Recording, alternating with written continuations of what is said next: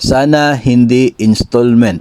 Nung nakaraan kasi installment, hindi maramdaman. Hindi naman po nagrereklamo. Okay, ito po ay isa pa pong issue tungkol sa SRI. No, particular po ito sa DepEd, no. Kasi yung dati ay 2 times yung pagbigay ng SRI 2022 for DepEd personnel. Kaya yung hope ng nag-comment nito ay sana hindi na installment yung pagbigay sa SRI.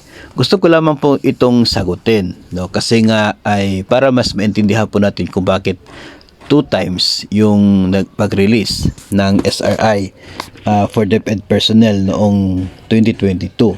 No, yung isang portion nga ay 2023 na natanggap. Kasi ganito po 'yun. Ang nangyari po kasi ay dalawa po yung pwedeng maging funding source ng atin pong SRI. Una po dyan is yung available savings sa personal services allotments or PS allotments. Yun po yung nasa talaga, intended talaga siya for benefits, no, salaries and benefits. So dahil intended siya for salaries and benefits, readily available na yung pondong yon na pwedeng ibigay for the benefits of DepEd personnel. Ngayon, yung halagang yon ay hindi sapat. Hindi po siya sapat, no? So ang sabi ng order ng Pangulo ay pwedeng kunin yung savings ng MOOE, pero dapat dadaan muna doon sa pag-convert from MOOE to PS na siya pong subject to the approval of the DBM. So ganun po kasi yung mangyayari. So ngayon, dahil magpapasko na at magtatapos na yung taon, katapusan na ng taon, no? Papatapos na po.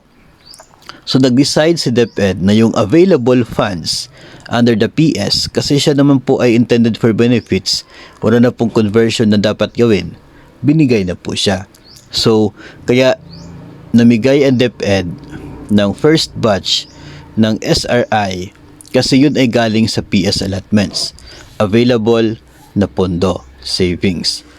And intended yung PS for benefits, so pwede na siyang ibigay kaagad. So yun po yung nangyari. Kaya nag-release tayo ng first batch ng first portion ng ating pong SRI. Tapos yung savings sa MOOE naman ay hindi siya readily available for the benefits. Kasi intended talaga siya for maintenance and other operating expenses. So na-request ng DepEd yung savings ng MOOE, na-request niya sa DBM na it will be allowed to be converted into PS, no, para pwedeng gamitin for benefits.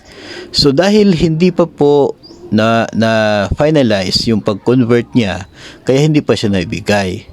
Pagdating po ng time na kung kailan yung savings ng MOOE ay naging part na ng PS, Personal Services. So that's the time na ang DepEd ay pwede na mag-release nito as SRI of its personnel. So ang nangyari dyan ay ganon, no?